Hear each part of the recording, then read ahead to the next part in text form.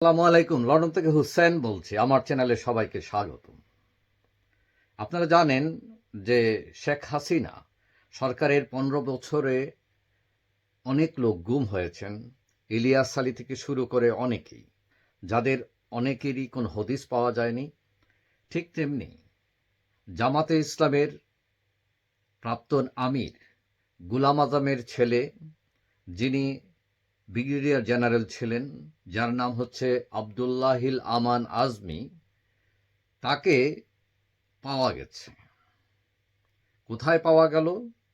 তাকে পাওয়া গেছে আয়নাঘরে। আয়নাঘর হচ্ছে সেনাবাহিনীর একটা জায়গা নাম, যেখানে এরকম লোকদের, গুম হওয়া লোকদের রাখা হতো। এই সরকারের পতনের সাথে সাথে সাবেক কিছু সেনাবাহিনীর কর্মকর্তা ওইখানে গিয়ে জড়ো হন ক্যান্টনমেন্টে, এবং তারা এইসব গুম হওয়া লোকদের মুক্তি চান। এবং তারা বলেন, এখন যদি এই আয়নাঘর থেকে এদের মুক্ত করা না যায়, তাহলে নিজেদের বাঁচাতে তাদেরকে হত্যা করা হতে পারে। এবং তাদের সাথে যোগ দেয় এই রকম গুম হওয়া পরিবারের সংগঠন মায়ের ডাক। তারপরে আজকে ৬ আগস্ট মঙ্গলবার আমরা জামাতে ইসলামের ভেরিফাইড পেজে জানতে পারলাম যে ব্রিগেডিয়ার জেনারেল অবসরপ্রাপ্ত আবদুল্লাহিল আমান আজমি মুক্ত হয়েছেন বলে তারা জানিয়েছেন। আজমি ২০১৬ সালের ২২ আগস্ট রাত ১২টায় তাদের মগবাজার বাসা থেকে সাদা পোশাকধারী কিছু লোক তাকে তুলে নিয়ে যায়। তারও আগে আজমিকে তার চাকরি থেকে আওয়ামী লীগ সরকার বাধ্যতামূলক অবসর দেয়, এবং তার পরিবার তাকে তুলে নেওয়ার পর দাবি করে যে তাকে উঠিয়ে নেওয়া হয়েছে, কিন্তু সরকার তাকে আটকের বিষয়ে অস্বীকার করে।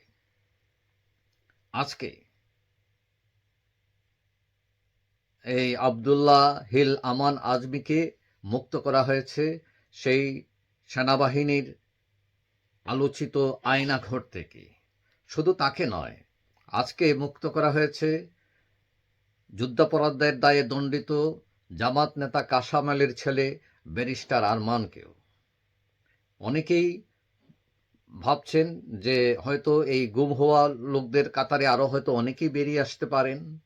অনেকেই অপেক্ষা করছেন, যারা যেসব পরিবারে মানুষ গুম হয়েছেন তারা এখন একটু আশায় বুধ বাঁধছেন যে সরকারের এরকম গুম হওয়া জায়গা থেকে তাদেরকে ফিরিয়ে আনা যায় কি না।